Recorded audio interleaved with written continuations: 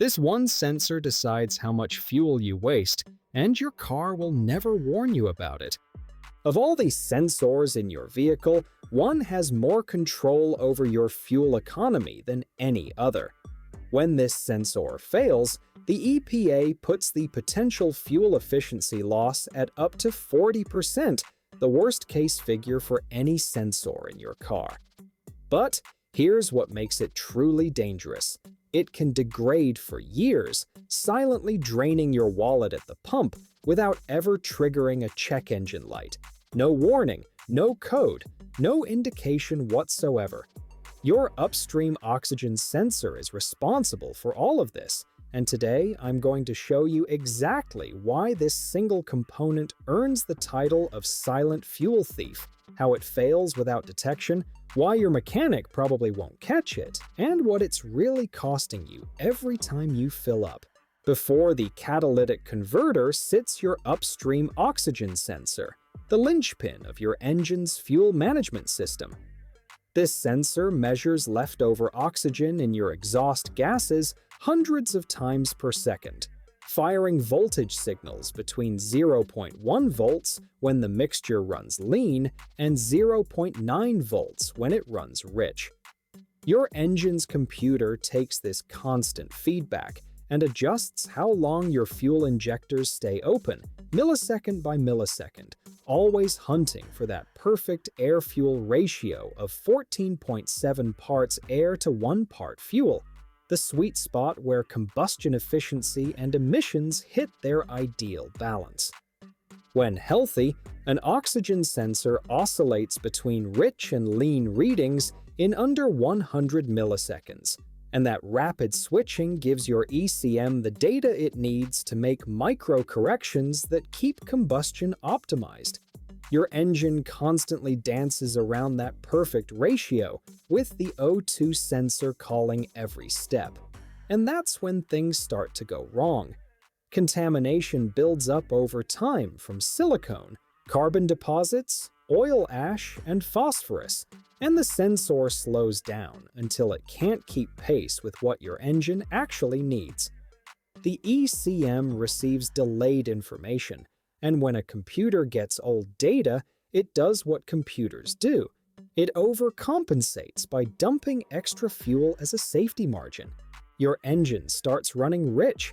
Depending on how degraded that sensor has become, you could burn 10 to 40% more fuel than necessary on every mile you drive. One distinction matters here. Only the upstream sensor controls your fuel mixture. The downstream sensor after the catalytic converter just monitors converter efficiency. So if that one fails, the impact on fuel economy stays minimal. The upstream sensor is the one bleeding your bank account dry. Now, here's where it gets infuriating. If this sensor carries so much weight, why doesn't the car warn you when it goes bad?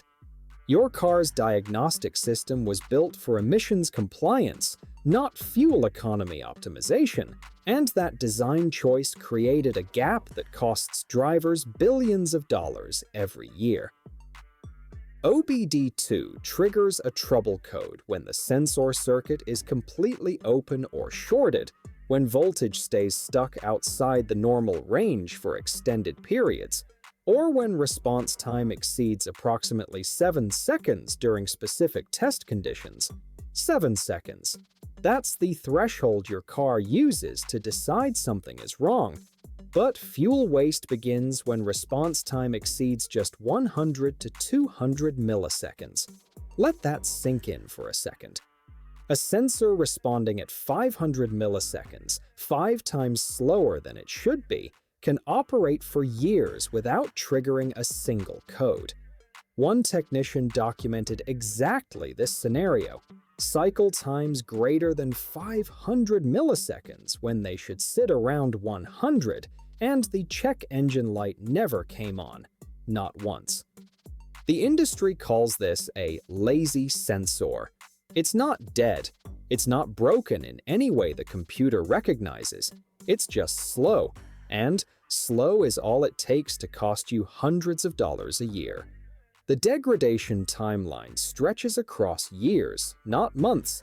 Sensors typically start losing response speed around 60,000 to 80,000 miles as coatings accumulate on the internal element, and this lazy sensor condition can persist for 2 to 5 years before complete failure finally occurs. Throughout that entire window, your car runs progressively richer, no warning light illuminates, no code gets stored, and you get no indication beyond gradually declining fuel economy that you probably chalk up to the car getting older. Let's put dollar amounts on this, because that's when it gets real. The EPA and Department of Energy cite up to 40% fuel economy reduction from a bad oxygen sensor, a figure that appears on fueleconomy.gov and across automotive industry sources. 40% represents the severe end, but even moderate degradation adds up faster than most people expect. A lazy sensor with mild degradation creates 10 to 15% fuel economy loss, which works out to roughly $175 to $280 per year in wasted fuel based on average driving around 13,500 miles annually.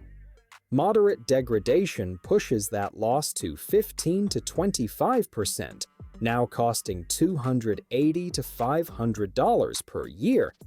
Severe degradation in that 25 to 40% range means $500 to over $1,100 disappearing every single year into fuel your engine never needed to burn.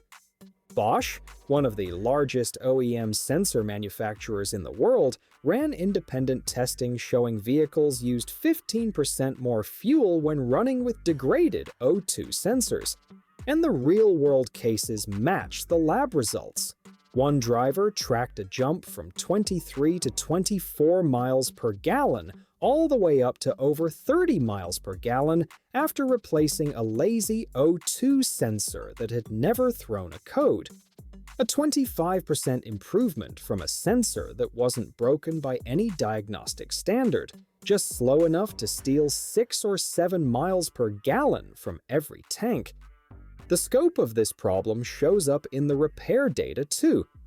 The CarMD 2025 Vehicle Health Index analyzed 31.7 million repairs performed in 2024, and oxygen sensor replacement ranked as the second most common check engine light repair, accounting for 6.16% of all repairs after holding the #1 spot for 9 consecutive years. This is one of the most frequently failing components in modern vehicles. And yet, the sensors costing drivers the most money are the ones that degrade gradually enough to never trigger a light, never store a code, and never appear in any repair statistic. What makes this worse is that even when you take your car to a professional, the odds of catching a lazy sensor stay frustratingly low. Standard automotive diagnostics have a blind spot here, and it runs through the entire industry. Basic scan tools can't measure response time at all. A code reader only confirms whether the sensor produces voltage within acceptable range, which means a sensor outputting a valid 0.6 volt reading with 800 milliseconds response time looks identical to one responding in 100 milliseconds. The only tool that reveals actual switching speed is a graphing oscilloscope, and most shops don't connect one for routine service. Fuel trim data should catch the problem, but it doesn't. Long-term fuel trim shows how much your ECM compensates for mixture problems, and a degraded sensor might push that compensation to 12 or 15% above normal, a clear sign the engine runs rich. But codes don't trigger until fuel trim exceeds plus or minus 25%. Your car can dump 15% extra fuel into every combustion cycle and generate 0 diagnostic flags. The maintenance schedule won't save you either. Unlike oil changes, air filters, or spark plugs, Oxygen sensors have no manufacturer-recommended replacement interval. The industry operates entirely on reaction, waiting for the check engine light that a lazy sensor will never produce. Most service visits skip sensor response testing completely because no checklist tells the technician to look.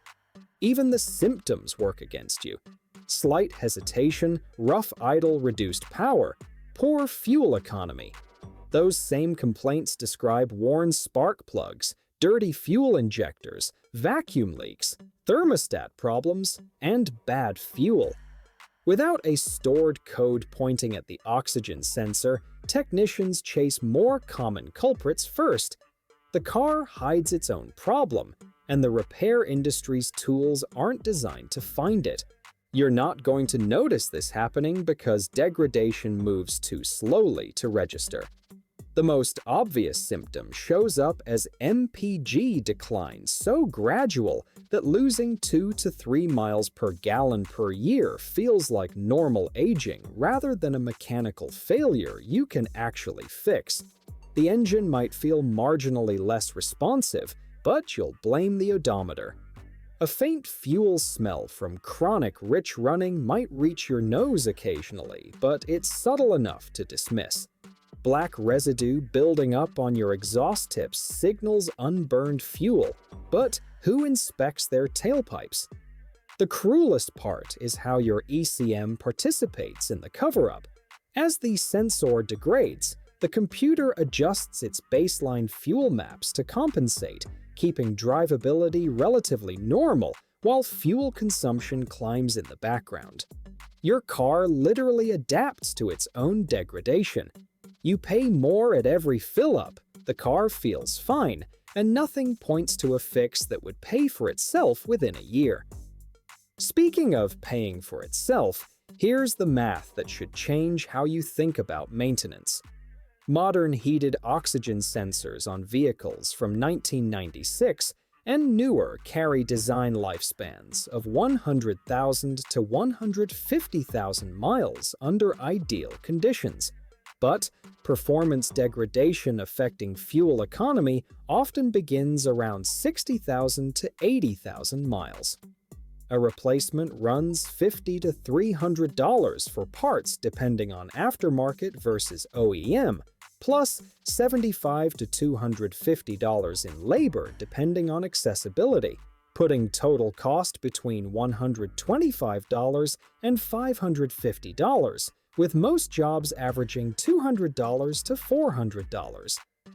Most vehicles have 2 to 4 oxygen sensors covering upstream and downstream positions for each exhaust bank, but only the upstream sensors touch fuel economy. That's your target. A moderately degraded sensor causing 15% fuel economy loss costs approximately $300 per year in wasted fuel.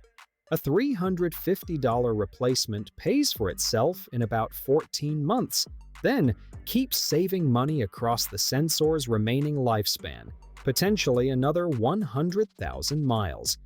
If degradation has already reached that 25 to 40% range, payback drops to just 4 to 8 months. There's a secondary cost that most people never connect to O2 sensors. A chronically rich-running engine sends excess fuel downstream into your catalytic converter, stressing it over time until failure becomes inevitable. That repair runs $1,000 to $3,000. The downstream sensor monitors converter efficiency, but by the time it triggers a code, the damage is already done. Every sensor in your car affects fuel economy to some degree, but none of them combine impact and invisibility the way the upstream oxygen sensor does.